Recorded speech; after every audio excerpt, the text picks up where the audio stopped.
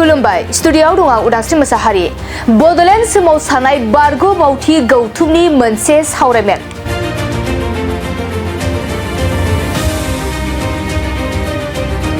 दिनै बिटिआरनि बड'लेण्ड सोमावसारनाय बारग' मावथि गौथुमा रङिया हालामनि सिङाव थानाय खन्दिकर कमिउनिटि हलाव सानसेनि हाबाफारि लानानै मोनसे गुवार सावरायमेल खुंनाय जादों। बे सावरायमेलाव माखासे थांखि लानाय जादों, जेरै बड'लेण्ड सोमावसारनाय बारग' मावथिफोरनो साफ्रोमनोबो 5 लाख रां अनसुंथाइ आरो बड'लेण्ड फाइटार मुं होनो थाखाय आसाम सरकार आरो बिटिआर सरकारखौ खावलायहरदों बड'लेण्ड सोमावसारनाय मावथि गौथुमनि मावथिफोरा। दिनैनि बे सावरायनाय हाबाफारियाव गासै 9 जिल्ला आफादफोरनि गेजेराव 9 जिल्लानि मावथिफोरा बाहागो लादों। मख'नो गोनांदि बे हाबाफारियाव गौथुमनि आफादगिरि बिथाङा माखासे गावनि एंगारहायै खामानिनि थाखाय आफादनि खामानिफोरखौ गोख्रों मावफुंनो हायाखै होननानै बिनि थाखायनो गोदानै थाखानाय लोगो आफादगिरिखौ मावफुं आफादगिरि महरै सायख'नानै लानाय जादों। गिबियावनो जोंनि बड'लेण्ड मुभमेन्ट एक्स वर्कार एस'सिएशननिफ्राय नोंथांमोननि प्रतिनिधिसिम हामलायनाय थाबाय। जों दिनै सेन्ट्रेल कमिटिया बे रङिया खन्दिकरनि धुलाबारि गामिनि कमिउनिटि हलाव मोनसे गेवलां आफाद खुंनाङो। बे आफादखौ दैदेनदोंमोन जोंनि लेङाइ आफादगिरि बिथां जर्ज इस्लारि बिथाङा। दिनैनि बे आफादनि गाहाय थांखिया बेनोमोन, जोंनि बे बड'लेण्ड मुभमेन्ट एक्स वर्कार एस'सिएशन बे आफादखौ थांनाय 2020 मायथाइनि 16 नभेम्बर सानावहाय डिमाकुसिनि सिङाव थानाय ततलापारा गामियाव दानाय जादोंमोन आरो बे आफादाव दानि जोंनि बिटिआरनि चिफ माननीय प्रमद चन्द्र बर' बिथाङा दङमोन आरो बे आफादा फैयै फैयै दिनै 4 बोसोर जासिगोन। नाथाय जोंनि बे आफाद दानायनि थांखि, बे थांखिफोरखौ जों दिनैसिम मावफुंजोबनो हायाखिसै। जोंहा माखासे थांखिफोर दङ। जोंनि बड'फा उपेन्द्रनाथ ब्रह्मनि दैदेननाय जा आलादा हादोर सोरजिनाय 1987नि 2 मार्चनिफ्राय आन्दलन जागायदोंमोन। बै समाव जोंनि माखासे आन्दलनाव मदद खालामनाय माखासे जोंनि मावसोम हान्जाफोर, जोंनि बड'लेण्ड लुबैग्रा सुबुंफोरखौ लानानै जों आन्दलन खालामनाय जादोंमोन। बेवहाय माखासे सोमावसारग्रा बे आन्दलनकारिफ्रा दिनै माखासेया गैलिया, जिउ गोमाबाय। दायो जों फैयै फैयै जोंहा मोनसे सरकार बा मोनसे दिदोम सरकार थानाय हिसाबै जोंनि बै समनि आन्दलनाव बारसोमग्रा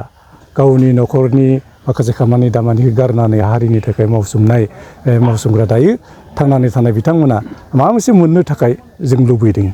जेरै गुबुनफोरनो जेरैबायदि एक्स ग्रेसिया होनाय जादों, बहाय बिएलटि, बहाय एनडिएफबि बिथांमोननो होनाय जादों, थिग बेबायदिनो बै समनि जोंनि सोमावसारनायाव बाहागो लानाय बे जा दावहारुफोरनो माबा मोनसे एक्स ग्रेसिया होनांगौ, जा मेनलि बे दाबिया दङ। आरो बेनिफ्राय जोंनि बे मावसोम हान्जानि मानसिफोरखौ जोंनो मोनसे बड'लेण्ड फाइटार मुं मोनसे होनांगौ, बिमुं मोनसे होनांगौ आरो बड'लेण्ड फाइटार पेन्सननि बेबस्था होनांगौ। थिग बेबायदि मेइन दाबिया बेखिनियानो। बेखिनि दाबिखौ लानानैहाय जोङो सरकारनि खाथियाव जों दाबिखौ दैखांनो थाखाय जोङो लोगो हमनाय जादोंमोन, नाथाय दिनैसिमबो जाफुङाखै। आरो बेखौ मावफुंजोबनो थाखायनो जोंहा गभर्नमेन्टनिफ्रायनो बिथोन होनाय बायदियै जोंहा मोनसे मेडिएटर्स कमिटिबो दानाय जादोंमोन। बेवहाय जोंहा उत्तम ब्रह्म, लोगोसे मोनसे समनि आबसुनि एडभाइजार सुबुरुनगिरि बिथां मनेस्वर दैमारि बिथांमोना दङ मेडिएटरशिप हिसाबै। दायो जोंहा खामानिया दावगायैनि जाहोना नैबेनो, जोंनि आफादगिरि दिदोम आफादगिरि बिथां सुभाष बसुमतारी बिथाङा बायदिसिना उसुबिदानि थाखाय जोंनि आफादनि खामानिखौ मावफुंनो हायाखिसै।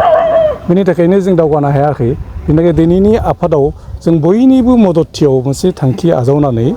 जों बिथांखौ जिरायथ'नो थाखाय दिनैनि आफादा थांखि लानाय जाबाय, बिबाननिफ्राय दोनथ'बाय बिथांखौ। आरो बिनि जायगायावहाय जोंहा बिथां जर्ज इस्लारि बिथांखौ भाइस प्रेसिडेन्टनिफ्राय आपग्रेड खालामनानै प्रेसिडेन्ट लानाय जाबाय। आरो बिथांनि भाइस प्रेसिडेन्टनि मासियाव जोंहा भेरगाव जिल्ला हिसाबै जोंहा साब डिभिजनखौ लानानै जिल्ला खालामदों जोङो। 10टा जिल्ला दङ। बेनो भेरगाव जिल्लानि दानि आफादगिरि बिथांखौ जों खौला दैमारि लेङाइ आफादगिरियाव लाबोनाय जाबाय। आरो मोनसे जोङो दिनैनि आफादावनो मोनसे डिपुटेसन टिम मोनसे दानाय जादों। बे डिपुटेसन टिमखौबो साजेन हाज'वारि बिथांखौ टिम लिडार लानानै जोङो मोनफ्रोमबो जिल्लानि प्रेसिडेन्ट सेक्रेटारिफोरखौ लाफानानै बे टीमखौ दानाय जादों आरो बे टीमा दिनैनिफ्रायनो जोंनि मावनांगौ खामानिफोरखौ गभर्नमेन्टजों रायलायनांगौ मिडिएटरशिपफोरजों रायलायनांगौनि खामानिखौ दिनैनिफ्रायनो जुरिजेनसिगोन जों मिजिंथियो जोंनि जाफोर लुबैनाय दाबिफोरा 100% जायाब्लाबो जों 50% जोङो दाबिखौ जों सरकारनिफ्राय मोननो हागोन गनायजागोन आरो बेखौ जा मिजिंथि दङ আমি বেলেগকৈ একশ্যন লোৱা নাই তেখেতে যেহেতু আমাৰ এজন কৰ্মী হয় তেখেতে শাৰীৰিকভাৱেও অলপ অসুস্থ হয় তেখেতে বহুখিনি কাম তেখেতে কৰিব নোৱাৰিলে তেখেতৰ অজ্ঞানতাই হওক বা গাফিলতি কৰা বুলিয়ে হওক আমি সেইটো ক'ব খোজা নাই কিন্তু তেখেতে বহুখিনি কাম তেখেতে পিছ পেলাই থ'লে সেইকাৰণে আজিৰ সভাই এটা সিদ্ধান্ত ল'লে তেখেতক সভাপতি পদৰ পৰা অব্যাহতি দিয়া হৈছে আৰু তেখেতৰ চিত্ৰত আমাৰ সেই বড'লেণ্ড মুভমেণ্ট এক চৰকাৰ এছ'চিয়েশ্যনৰ যিখিনি দাবী সেইখিনি চৰকাৰক দৃষ্টিগোচৰ কৰিবৰ কাৰণে আমি নতুনকৈ আগৰ উপসভাপতি তেখেত মাননীয় আমাৰ জৰ্জ ইছলাৰী ডাঙৰীয়াক আমি আপগ্ৰেড কৰিছোঁ তেখেতক পদোন্নতি দিয়া হৈছে আৰু এটা আমি কি দলীয় সজাতি দল এটা কমিটি গঠন কৰা হৈছে সেই সজাতি দলটোৰ নেতৃত্ব দিব আমাৰে তেখেত সাজেন্স হাজোৱাৰী তেখেতে আমি 10খন জিলা তাৰমানে সাব ডিভিজন ৱাইজতো আমি জিলা বুলি লৈছোঁ 10টা জিলা হৈছে বিটিআৰ অঞ্চলত সেই 10টা জিলাৰ প্ৰেচিডেণ্ট ছেক্ৰেটাৰীসকলক লৈ আমি সেই সজাতি দলটো আমি গঠন কৰিছোঁ আৰু আজিৰে পৰাই সজাতি দলটোৱে আমাৰ যি এছ'চিয়েশ্যনৰ কাম কৰিব লাগে সেইখিনি চৰকাৰৰ ওচৰত তেখেতলোকে কৰিবৰ কাৰণে আগবাঢ়িব আজি কিবা নতুন দাবী উত্থাপন হৈছে নেকি খবৰ বা নতুন দাবী কিবা প্ৰস্তাৱ লৈছে নেকি আজি নতুন দাবী তেনেকুৱাকৈ লোৱা নাই আমি যিখিনি দাবী আছে সেইখিনিকে আমি চৰকাৰক সন্মান কৰাবৰ কাৰণে আজিৰ পৰা কামত লাগিব এনে কি দাবী মূলত লৈ পেলাই আপোনালোকৰ সংগঠন আমাৰ মূলত দাবীটো হৈছে আমি বড'লেণ্ড মুভমেণ্টত আমি অংশগ্ৰহণ কৰিছিলোঁ তাৰে বহু কেইজন কৰ্মী ইতিমধ্যে স্বৰ্গগামী হৈছে তেখেতসকলক বাদ দি আজিলৈ আমাৰ হিচাপত প্ৰায় 10,000 কৰ্মী এতিয়াও জীৱিত হৈ আছে গতিকে সেইসকলে আমি এক্স গ্ৰেচিয়া হিচাপে এককালীন 5 লাখ টকা পাবৰ কাৰণে আমাৰ দাবীত আছে তাৰ বাহিৰে আমাক freedom fighter Bodoland freedom fighter হিচাপে আমাক এটা উপাধি দিব লাগে আৰু পেঞ্চনৰ ব্যৱস্থা কৰিব লাগে মেইনলি এই তিনিটাই দাবী আমাৰ প্ৰধান কি আহ্বান জনাব চৰকাৰক আপোনালোকৰ আমাৰ চৰকাৰক আজি সেইখিনিকে আমি আহ্বান জনাম যাতে অতি সোনকালে আমাৰ যিখিনি দাবী সেইখিনি দাবী গোটেইখিনি পূৰণ কৰিব নোৱাৰিলোঁ যিখিনি আৱশ্যকীয় দাবী সেইখিনি পূৰণ কৰি দিব বুলি আমি আশা এটা ৰাখিছোঁ তেখেতসকলে আমি অনুৰোধ জনাইছোঁ আজিৰ সভাত ক'ৰ জিলাৰ পৰা অংশগ্ৰহণ কৰে আজিৰ সভাত 10খন জিলাৰ ভিতৰত আমাৰ ওদালগুৰি জিলা আজি অনুপস্থিত আছে আৰু খালবাৰী জিলা আজি উপস্থিত থাকিব পৰা নাই আমি এতিয়ালৈ গম পোৱা নাই কাৰোবাৰ হয়তো জনাইছে নেকি নাজানো তেখেতসকলে কিবা অসুবিধাৰ কাৰণে হয়তো আহিব পৰা নাই আমাৰ এইফালে ভেৰগাঁও আহিছে আমাৰ এইফালে গোসাইগাঁও আহিছে কোকৰাঝাৰ আহিছে পৰ্বতঝাৰ আহিছে তামোলপুৰ আহিছে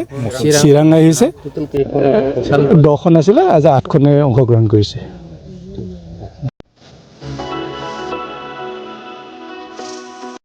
मोनसे फोसावथाय क'क्राझारनि सिबि जुवेलार्सआ नोंथांमोननि थाखाय लाबोदों बाम्पार अफार